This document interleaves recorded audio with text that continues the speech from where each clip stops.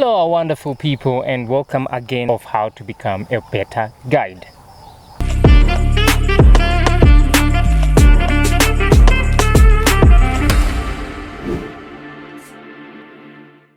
So, we have been talking about animals for, several times and several episodes we have made. But this time I feel like it's also important to kind of like remind ourselves on some basic stuffs. So the first point we are going to talk about here is the awareness on how to become a better guide. A guide, you have to be aware of who you are, the role you play onto the environment you're working in, onto the safaris with your clients, the role you play to the community, and even your country. Awareness brings respect and smartness. So if you're aware of what position are you, of who you are, then you're going to respect the people that work around you, meaning your fellow guides, okay, and even the clients of your other fellow guides. Smartness. If you are aware of who you are, definitely you have to look presentable. So smartness then comes on how you are going to put your uniforms. What color exactly are you going to wear? In this bush working environment, well, khakis and greens, those ones match very well. And even brown. But then if you're putting on the jeans, blue jeans, then that's not a good place for it. That does not show that you are aware of exactly who you are. When guests get to the airport or airstrip, the first thing they want to see is a smart guide. Their mind tells them that, okay, now you are with a right person. What kind of shoes are you wearing? Are you wearing sneakers or Nikes? No, safari boots, any brown boots that are well equipped for the safaris, then that will put you in a very smart way. By saying so does not mean that you only need to be smart on the first day. No, you need to be smart on all the days that your clients are going to be there with you. Maybe let's say 4 days or 10 days safari. You have always to be smart, and that will make you a better guide. Another point of becoming a better guide is reliability. A good guide has to be reliable throughout the safari.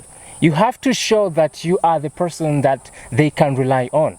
So how are you going to show that you're a reliable person? It comes with how you handle different situations. Perhaps you're in the bush and something has happened to your client. You have to be handling the situations in a proper way. On how you plan your game drives, or on how you talk to your clients. Your clients, when they see this, they know, okay, this is the person that we can rely on. Okay, because he can solve different situations that we have, or solve different problems that we have. He talks to us with confidence and respect. And again, even the planning of the game drives, you need to be trying to make these game drives as successful as possible. And these clients automatically, they rely more onto your informations or rely on you. So another point that will make you become a better guide is skills. In skills, we have something like tracking skills. Tracking skills is by the time you're on your walking safaris, or maybe by the time you're doing game drive safaris. You're going to a waterhole, trying to identify different tracks and presenting these tracks to your guests. This is a skill. Again, birds call identification. For instance, you're in an area like this, you hear there's a lot of doves out there. There's a Dideri Kuko somewhere, okay? That's also another skill. You can point out that to your guests. Another skill is photography. Are you able to be with guests that can take pictures? Are you able to guide photographic clients? A good guide has to have this skill. Angles of flight. How are you going to park your vehicle for your clients to have a better picture? How are you going to position it on a better light condition so as they can have a better picture? And then after that, through these skills, when you go step by step, you'll find yourself having a camera. You find yourself now you're leading photographic groups. You are also telling them technical skills on their camera. And that makes you a better guide. And sometimes the guests won't even talk to you.